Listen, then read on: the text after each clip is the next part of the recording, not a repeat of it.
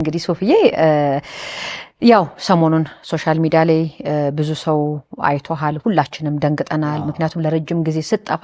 ተደብቀህ ስራህን እየሰራህ ነው የመሰለው የቅርብ ሰው ካልሆነ በስተቀር አንተ ያለህበት አይታወቅም ነበር ሁላችንም ስንሰማ ደንግጠን ነበር ሚዲያም ላይ ስናይ ማለት ነውና እስቲ ምናልባት እንደ ማስታወስ ያህል የተፈጠረው ነገር ብናወራው ይረብሸን ይሆን እሺ ባይፖላር የሚባል ህመም ነው ወደ ስትረስ የሚጠጋ ህመም ነው አጋጣሚ የሆነ የስራ ቢዝነስ ተበላሽብኝና በዛ ተበሳጨው ያ ብስጭት አደገና ወደ ስትረስ ተቀየረ ኦልሞስት ለ15 ቀን ገደማ ኪዳነ ምህረት እንጦጦ ጸበል ላይ ነበርኩኝ በኋላ ደግሞ ስጦታ የሚባል ማዕከል የስነ ልቦና መማከር ስራ አግዘው ነበር እና ብቻ ከባድ ጊዜ ነው ያሳለፍኩት በጣም ከባድ የጭንቀት ጊዜ ማልቀስ በጣም መደሰት ይኖረዋል ህመሙ የሁለት የፖላሮች እንትን ነውና በሳጭ ነበር በቀላሉ በትንሽ ነገር ደግሞ ደሰት ነበርና የስሜት መዋዠቅ ነበር በህይወቴ እና እግዚአብሔር ይመስገን ገና ኪዲ ተመስገን አሁን ደህና ነኝ እግዚአብሔር ይመስገን ሶሻል ሚዲያ ላይ በጓደኛው የተከዳ ጋዜጠኛ ምናምን ያሉ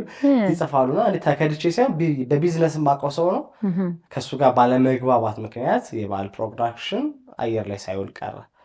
ያ ነው የሞሊድ ፕሮግራም ነበር እስቲ አካል አወራው ነው ያረፋ ፕሮግራም አላወራውም ዲቴል ካላወራው ማውራት ይችላል እና አውርተዋል ባል ፕሮግራም አረፋ የእርድ ባል ነው እና ለእንግዶቻችን የበግ ስጦታ ሁሉ ይዤ ብዙ ብር ኢንቨስት አድርጌ ማለት ነው የሰራሁት ስራ ነው በአጋጣሚ ባለሙያው የካሜራ ባለሙያ ነው ታዋቂ ሰው ነው ከሌሎ መናገሩ አስፈላጊ አይደለም እሱ አጋጣሚ የኔን ቀረጻ ከጨረሰ በኋላ ሳይጨርሰው እንትኑ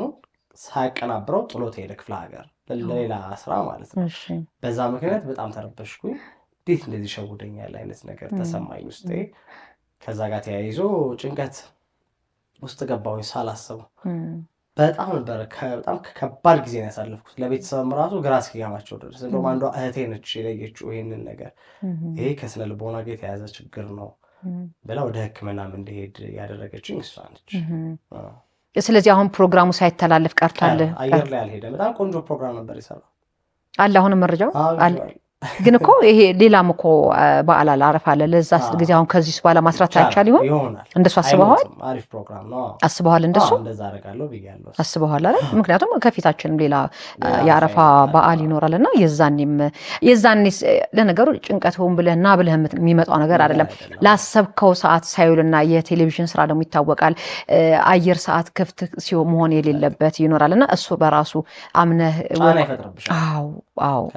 የአየር ሰዓት ክፍት ሲሆን ሲቀር እስቲ ምን ያህል ጊዜ ነበር ያ የስቃይ ሰዓት አመት ሆኖታል ጉዳዩ አንድ ወር ከምናምን ገደማ በጣም ከፍተኛ ችግር ውስጥ ነበር የቆየሁት ከዛ በኋላ ያገገምኩኝ ነው አሁን ደግሞ ወደ ራሴ ስራዎችም እየመጣው ነው እየበረታው ነው እግዚአብሔር ይመስገን